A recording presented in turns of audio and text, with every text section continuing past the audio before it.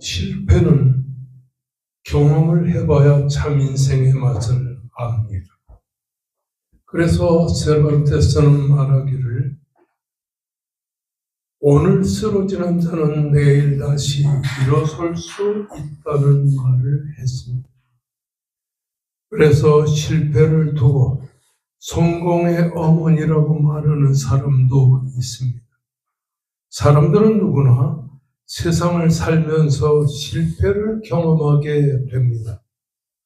그리하여 그로 인하여 죄에 좌절하고 절망하면서 돌이킬 수 없는 선택을 때로는 하게 되는 겁니다. 그러나 여기서 알게 된 것은 실패는 실패로 끝나지 않는다는 게 있습니다. 하나님은 우리 인생을 그런 실패의 불행 속에 살도록 이 세상에 보내시지 않으셨습니다. 그래서 내가 시도하는 일이 실패했다고 해서 절망과 좌절 속에 빠져 있어서는 안 되는 것입니다. 도리어 절망과 좌절의 순간에 우리 인생을 되돌아보는 하나의 계기를 삼아야 되게 되는 것입니다. 전리복적이라고 하는 말이 있습니다. 앞서가던 수레가 엎어진 발자국이라고 하는 말입니다. 이는 앞사람의 실패의 전례를 거울 삼아 살아가라고 하는 말인 것입니다. 사람들은 마치 실패를 인생의 끝인 것처럼 생각합니다. 그러나 인생의 끝은 아닙니다. 우리가 보는 말씀에서 마가 요한의 삶을 살펴보려고 하는 이유가 바로 여기에 있는 것입니다. 오늘 13절의 말씀을 보면 이렇게 기록이 되어 나옵니다. 바울과 동행하는 사람들이 바보에서 배 타고 밤빌리아에 있는 버가에 이르니 요한은 그들에게서 떠나 예루살렘으로 돌아갔다라고 말하고 있습니다.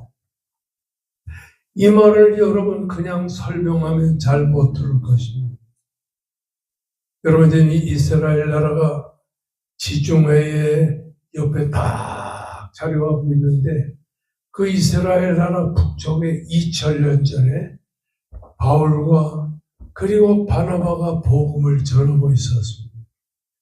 그런데 바울과 바나바가 복음을 증거할 때 그 지중해 한가운데 큰 섬이 하나 있었어요. 구브로 섬이라고 하는 섬인데 바울과 바나바는 구브로 섬으로 배를 타고서 가서 그리스도의 복음을 증거를 많이 했습니다. 그리고는 구브로 섬의 서쪽에 있는 바보라고 하는 섬에서 배를 타고 지중해 바다를 거슬러 올라가면서 소아시아로 향해서 올라갑니다. 그 소아시아로 올라가는 그 지중해 바다의 그 근처에는 밤빌리아라고 하는 지방이 있었어요. 그런데 그 밤빌리아의 수도 서울이 어디냐면 여기 버가라고 하는 것입니다. 근데 사도 이 마가 요한은 그 버가에 도착하자 더 이상 복음의 말씀을 따라가기는 어렵다. 그래서 예루살렘 고향으로 돌아갔다라고 말하고 있는 것입니다. 여기서 우리가 생각하는 것은 바울 사도는 이 밤빌리아의 버가에서 복음을 증거하다가 북쪽으로 올라가 아시아 전역에 그리스도의 복음을 증거하려는 그런 생각을 가지고 있었던 것입니다. 그런데 버가에서 바울 사도가 복음을 증거하는 일을 그렇게 크게 성공하지를 못했습니다. 그래서 바울이 버가에 거하는 동안에 마가 요한은 내가 우리 바울과 바나바를 따라서 소아시아 일대를 복음을 증거한다는 것은 참으로 나에게 어려운 일이라 생각이 돼서 요한은 그들에게서 떠나 예루살렘으로 돌아갔다라고 하는 말씀. 말씀을 기록하고 있는 겁니다. 한마디로 이 마가 요한은 바울과 바나바를 따라 그리스도의 복음을 증거하는 복음 전파의 행위에 중도하차한 모습을 여기서 보여주는 것입니다. 여기서 우리가 뭘 알게 되냐 하면은 이 마가 요한이 바울과 바나바를 따라 아시아의 복음을 증거하는 일에 중도하차한 것을 통해서 오늘날 우리가 이 세상을 살면서 실패한 인생의 모습을 이 본문에서 보게 된다고 하는 말인 것입니다. 마가 요한은 바울과 바나바의 복음 전파에 꼭 필요한 사람이었습니다. 그러므로 마가 요한의 중도 하차는 바울과 바나바에게 있어서 큰 충격을 주고 아픔을 주었다고 하는 사실인 것입니다. 마가 요한은 예루살렘에 거주하던 부유한 마리아의 아들이었습니다. 그리고 바나바에게는 조카가 되는 생질이었습니다. 그는 아람어에 능통한 지식인으로 그의 집은 초대교회 기도의 장소였고 오순절 성령 역사가 일어날 곳이기도 했습니다. 이 마가 요한은 생전에 한 번도 예수 그리스도를 만나본 적이 없습니다. 그러나 예수님의 수제자인 베드로를 통하여 내가 따르던 예수님은 이런 분이다. 예수님의 죽으심과 예수님의 부활과 예수님의 승천, 예수 그리스도의 생애에 대해서 그의 복음 증거를 베드로를 통해서 들으면서 마가 요한은 독실한 기독교인이 되었던 것을 보게 되는 것입니다. 삼천되는 바나바를 통하여 바울과 알게 된 이 마가 요한은 바울과 바나바를 따라 복음 전도 여행에 동참하게 되었던 것을 보게 되는 겁니다. 그런 그를 귀하게 여긴 바울이 살람이라는 곳에서 이 마가 요한을 수행원의 직분을 두게 되었던 것입니다. 사도행전 13장 5절의 말씀을 보면 바울과 바나바가 부조하는 일을 마치고 예루살렘으로 돌아올 때에 그를 데리고 왔듯이 마가 요한은 바울과 바나바의 어디로 가든지 그들을 동행하던 신앙의 동지였던 것을 보게 되는 것입니다. 그만큼 바울과 바나바를 그림자처럼 따라다니며 도와주었던 사람이 마가 요한이었던 것입니다. 이처럼 그는 바울과 바나바의 복음 전파에 꼭 필요했던 존재였던 것을 보게 되는 것입니다.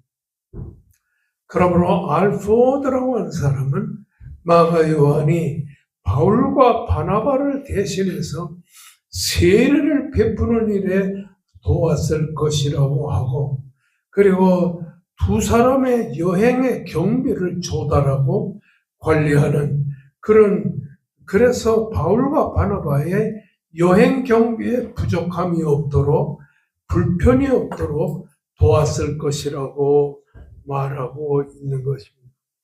특별히 마가 요한은 병약한 바울을 간호하는 일에 절대적으로 필요한 사람이었습니다. 사도행전 13장 13절에 보면 이렇게 바울과 바나바를 따라다니면서 복음 전파를 크게 일조하던 마가 요한이 구브로섬에 있는 바보에서 배를 타고 소아시아 남쪽에 있는 밤빌리아의 수도인 버가에 이르렀을 때 더 이상 복음 전파의 길을 따라갈 수가 없겠다. 이제 바울은 버가에서 북쪽으로 해서 쭉 소아시아, 지금의 이 키르키에라는 나라죠. 그 나라의 수도가 되는 이 버가에서 더 이상 내가 이 소아시아의 복음을 전하는 일은 힘들다 생각이 돼서 그 예루살렘으로 돌아가게 되었던 것입니다. 오늘 이 본문의 말씀은 밤빌리아라고 하는 그 소아시아의 남쪽에 있는 그 바닷가에는 지중해 북단에 있는 소아시아의 남쪽 해안에 접한 것으로 해안의 길이가 120km, 내륙적으로 48km, 동쪽에는 길리기아, 서쪽에는 루기아, 북쪽에는 비시디아를 인접하고 있었습니다. 바로 그 밤빌리아의 옆에 13km, 그러니까 바닷가에서부터 13km 올라가는 곳에 버가라는 곳이 위치해 있었는데 복음 전파에 별로 효과를 보지 못하고 있었던 마가 요한은 거기서 바울과 바나바를 떠나 고향 예루살렘으로 돌아가게 되었다고 하는 것입니다. 마가 요한이 복음 전파의 중도 포기는 바울과 바나바의 복음 전파에 막대한 지담을 초래했던 것을 보게 됩니다.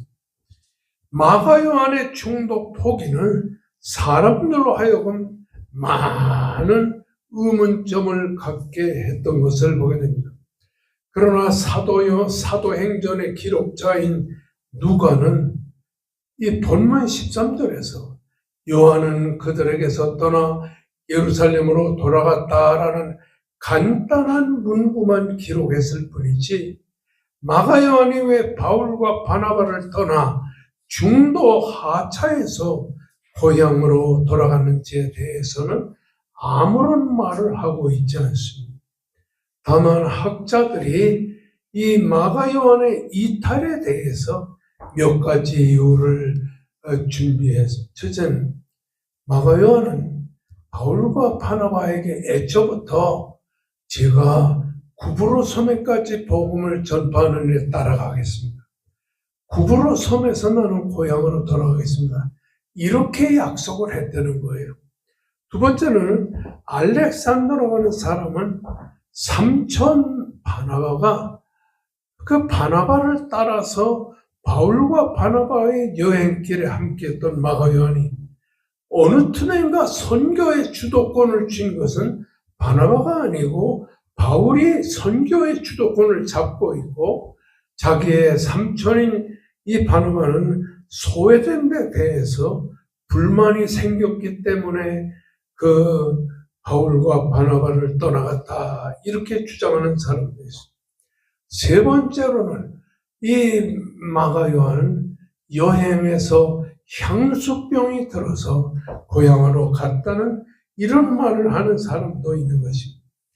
네 번째는 렌스키라고 하는 사람은 용기가 부족했기 때문에 고향으로 돌아갔다 이렇게 말합니다. 라임세이는 풍토병에 걸린 바울을 보고 겁이 났다는 겁니다. 나도 바울처럼 풍토병에 걸리면 어떡하나. 그래서 이 5가지 이유로 바울 사도를 떠나 고향 예루살렘으로 돌아갔다고 하는 사실인 것입니다. 어찌됐든 간에 마가 요한이 중도 이탈은 바울과 바나바에게 크나큰 실망과 충격을 안겨주었고 그들의 전도 여행에 큰 불편을 주었던 것이 사실이었던 것을 보게 됩니다. 그래서 바울은 중도에서 자기들을 떠나 예루살렘으로 돌아간 마가 요한을 훗날에 바나바가 다시 데리고 복음 전도 여행에 함께 하려고 한 것을 보고 함께 일하러 가지 아니하고 고향으로 떠나간 마가 요한을 데리고 복음 전파 여행에 함께 하는 것이 옳지 않다 하여 바나바와 심히 다투고 피차 갈라섰다고 하는 것을 보게 되면 바울이 마가 요한 때문에 입은 마음의 상처가 얼마나 컸는가 하는 것을 짐작할 수가 있다고 하는 사실인 것입니다.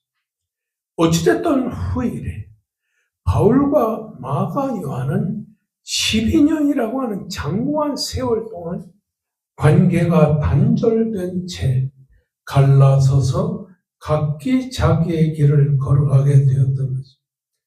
참으로 가슴 아픈 일이 아닐 수 없었습니다.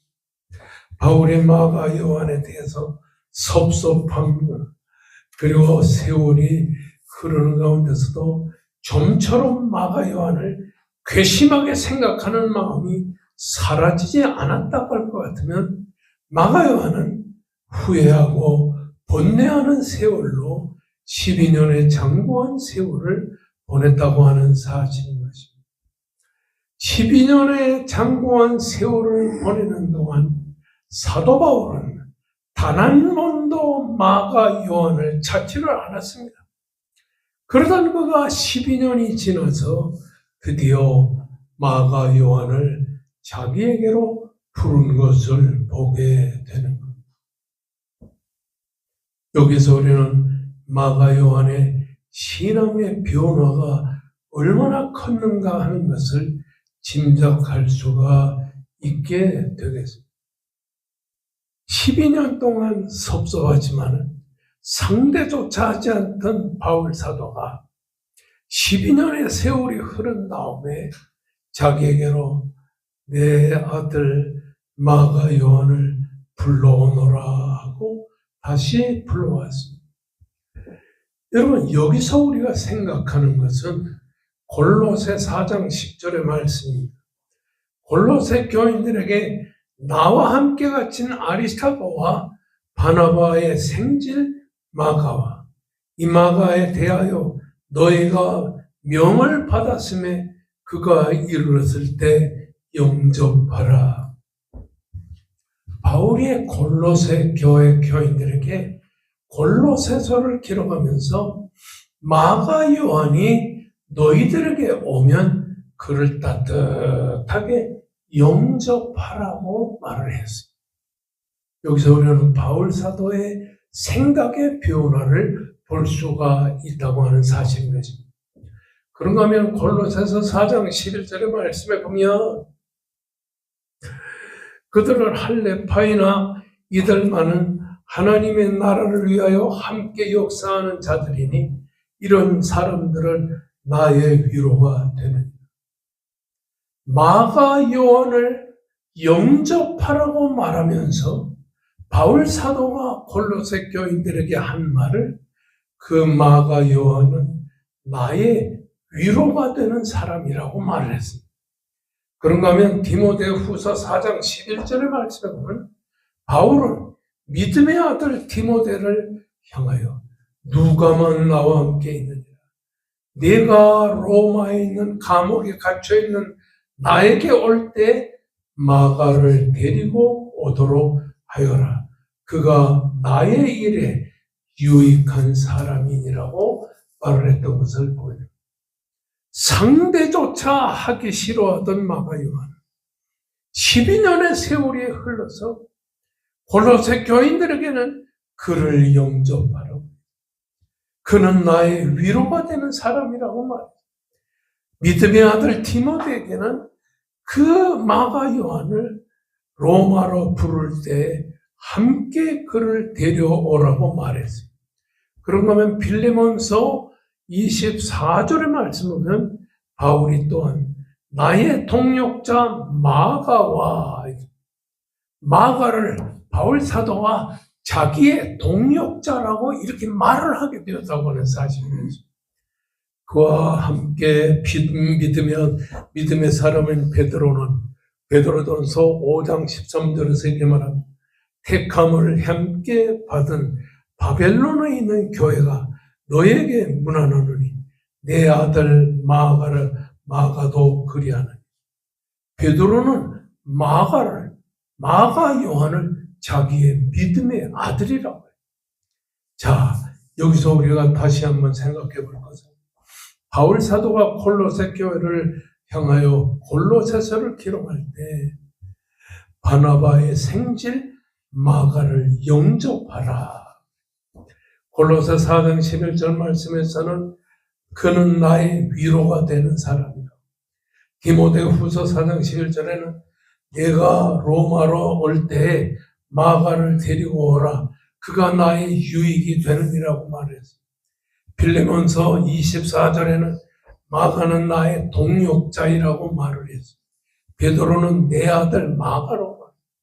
12년의 세월 동안에 관계가 완전히 끊어졌던 마가 요한에 대해서 바울 사도의 마음이 완전히 바뀌고 변화된 것을 우리가 볼 수가 있다고 하는 사실입니다. 섭섭함과 미움의 마음은 눈 녹듯이 사라지고 사랑과 관용과 용서의 마음으로 마가 요한을 영접하게 된 바울 사도의 생각 속에서 우리가 이런 변화가 어떻게 일어나게 되었는가? 그것은 마가 요한에 대한 바울의 인식의 변화가 있었기 때문이라고 하는 사실인 거죠. 우리는 여기서 마가 요한의 삶의 변화를 생각할 수가 있습니다. 바울을 따라다니며 마가 바나바를 따라다니는 그 복음 전파의 동역자였던 마가가 복음 전파의 실패자가 돼서 고향으로 쓸쓸히 돌아갈 수밖에 없었는데 12년의 세월이 흘러 그런 마가 요한을 받아들이고 사랑으로 받아들이고 관용으로 받아들이게 된 데에는 마가 요한의 생활에 놀라운 변화가 일어나게 됐다고 하는 사실을 우리는 성경을 통해서 배우게 되는 겁니다. 그러면 마가 요한은 어떤 생활의 변화가 있었는가? 마가 요한의 삶의 변화에는 기도하는 삶이 있었다고 하는 사실인 거죠. 바울을 떠나고 바나바를 떠날 때는 기도 생활도 약해지고 그래서 고향으로 돌아갈 수밖에 없었는데 고향으로 돌아가서 마가 요한은 하나님 앞에 간절히 기도하는 사람으로 변모되었다고 하는 사실인 거죠. 참으로 참담하고 부끄러운 마음으로 고향 예루살렘으로 돌아갔던 마가 요한은 막상 예루살렘으로 돌아가 보니 예루살렘의 교인들이 밤이나 낮이나 하나님을 향하여 간절히 기도하게 됩니다. 사도행전 1장 14절에 말씀하면 그 여자들과 아우들과 더불어 마음을 같이하여 기도에 힘써서 마가 요한이 자기의 집에 있었는데 거기에 예수님의 동생들과 여자들과 더불어 마음을 같이하여 열심히 기도하는 것을 보게 됐습니다. 그런가 하면 사도행전 2장 1절에는 오순절날이 이름에 그 마가 요한은 많은 사람들이 한 곳에 모여 기도하는 것을 보게 되었습니다. 사도행전 2장 44절의 말씀, 42절의 말씀을 보면 그들이 사도의 가르침을 받고 서로 교제하면서 떡을 떼면서 오로지 기도하는 일에 힘썼던 것을 보게 되는 것입니다. 사도행전 2장 46절에 보면 그 성도들이 모이기를 힘썼습니다. 뿐만 아니라 사도행전 3장 1절의 말씀 보면 베드로와 요한이 하나님의 성전으로 기도하러 올라가는 모습도 보게 되었습니다. 그런가 하면 사도행전 4장 31절에 보면 빌기를 다음에 모인 것이 진동하더니 성령의 충만한 역사가 일어나게 된 것을 보게 됩니다. 사도행전 4장 6장 4절의 말씀 보면 우리는 오로지 기도하는 일과 말씀 사역에 힘쓰리라. 이런 사건을 보고서 신앙이 생겼던 마가 요한은 바울과 바나바를 쫓아서 구브로 섬으로 가서 복음을 증거하다가 구브로 섬 바보에서 배를 타고 밤빌리아의 버가까지 갔는데 더 이상 힘들어서 못하겠다. 그래서 고향으로 돌아가 보니 고향에 있는 성도들이 자기가 고향을 떠나기 전보다 더 열심히 기도하는 모습을 보게 되었어요. 얼마나 부끄러웠겠어요. 자기는 바울과 바나바를 쫓다가 그냥 낙심하고 고향으로 돌아가는 그 예루살렘의 교인들은 밤이나 낮이나 하나님을 향하여 간절히 기도하는, 그것도 자기의 집에 이루어진 예루살렘 교회에서, 바나바의 집에서 성도들이 새벽에도 모이고 낮에도 모이고 저녁에도 모이고 간절히 하나님 앞에 모여서 기도하는 모습을 보니까 이 마가 요한은 거기서 기도의 힘을 얻게 된 것입니다. 여러분도 주변에 기도하는 사람이 많아지게 되면 나도 기도의 힘을 얻게 됩니다.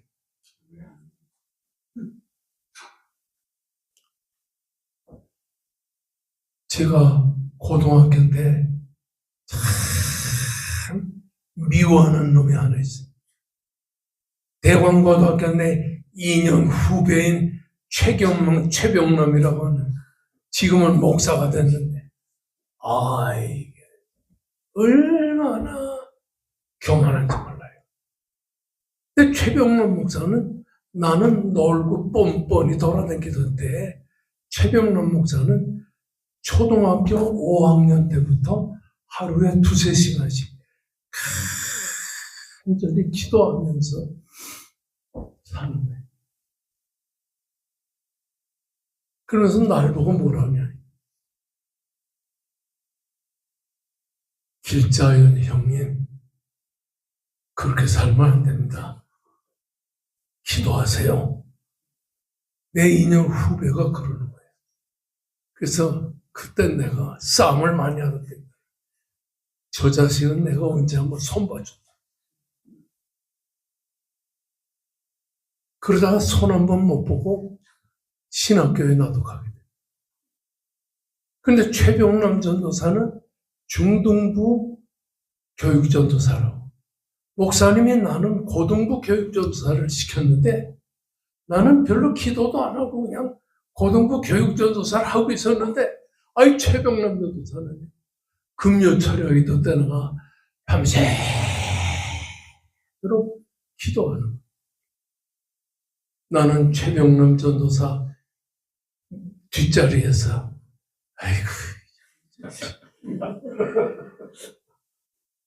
아주 미움이 꽉 찼어요. 그런데 새벽에 나가봐도 새벽에도 기도하고, 또 토요일에도 또 하나님 앞에 나가서 기도하고, 그렇게 기도하는 걸 보다 보니까 나도 저 자식한테 뒤지면 안 되지. 맨 처음에 저 자식이라고 그랬어요. 그래가지고 열심히 기도하다가 내가 최병남 전도사보다 더 열심히 기도하는 사람이 되어야 되겠다. 그래서 전도사를 하다가 기도하게 되고, 왕성교회 와서 개척할 때 하루에 12시간씩 기도하고 절간이 무너지는 은혜를 체험하게 되고, 8시간, 6시간, 4시간씩 40년 동안을 계속 기도했어요. 여러분도 주변에 기도하는 사람을 보게 되면 충격을 받게 됩니다. 영향을 받게 되는 거죠. 그냥 예배 시간에 나와 앉아가지고 설교 듣다가 집에 갔다가 하는 그런 생활이 아니라 간절히 하나님 앞에 기도하고 매달리고 기도하고. 이 마가 요한은 자기의 집으로 돌아왔다가 예루살렘 교회 성도들과 베드로를 위시해서 이 사도 요한의 일까지 하나님을 향해서 간절히 기도하는 그 초대교회 성도들의 기도를 보고 그때부터 기도하게 됐어. 기도하다 보니 자기가 바울과 바나바를 배반하고 고향으로 돌아온 게 크게 잘못된 것이라는 사실을 깨닫게 되었던 거죠. 두 번째로는 마가 요한의 삶의 변화는 말씀을 듣는 데서부터 생겼다는 사실입니다.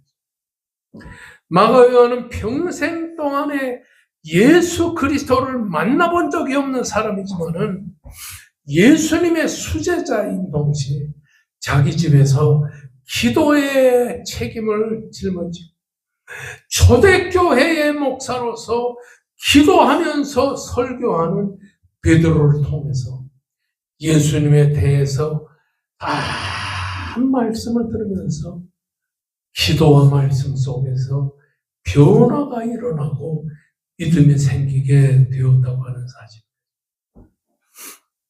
예수님을 한 번도 본 적이 없는 마가 요한은 예수님의 수제자가 되는 베드로를 통해 예수님의 탄생과 예수님의 복음 전파와 예수님의 십자가의 죽으심과 그의 다시 부활하심과 하늘로 승천하심을 예수님이 다시 재림의 나팔을 불고 이 세상에 오실 것이라고 하는 베드로의 설교를 들으면서 변화가 돼서 이렇게 말씀과 기도는 마가 요한을 변화시키고 그의 복음의 실패를 성공으로 바꾸는 새로운 신앙의 사람으로 변하게 되었다. 뿐만 아니라 마가 요한은 아람어를 잘했어요. 그래서 베드로가 베드로 전서와 베드로 후서를 기록할 때 이 마가 요한은 그 베드로에게 마가 요한은 그 아람어로 변화를 주면서 통역을 했던 사람인 동시에 베드로의 설교를 베드로 전서와 베드로 후서를 기록할 때 많은 도움을 줬던 것을 보게 되는 것입니다. 이렇게 마가 요한이 기도와 말씀으로 변화됐다는 소식이 이 사람 저 사람을 통해서 바울과 바나바에게 들렸어요. 그래서 바울과 바나바는 너무나 기뻤어요. 12년의 세월이 흐르는 동안에 마가 요한은 바울의 부름을 받고 바울과 함께 로마의 감옥에서 바울을 도와주다가 순교자 바울을 대신하여 그가 그 초대교회 시절에 로마 교회 성도들에게 힘이 되어주는 마가 요한 마가복음을 기록하게 되었습니다. 이렇게 사람의 변화는 말씀과 기도를 통해서 오게 된다는 것을 기억하시기를 바랍니다. 여러분, 시간 나는 대로 집에서 성경을 보세요. 시간 나는 대로 하나님 앞에 기도를 하세요. 변화가 될 것입니다. 여러분의 인생이 완전히 달라질 것입니다. 다 같이 우리 머리 숙여 기도하게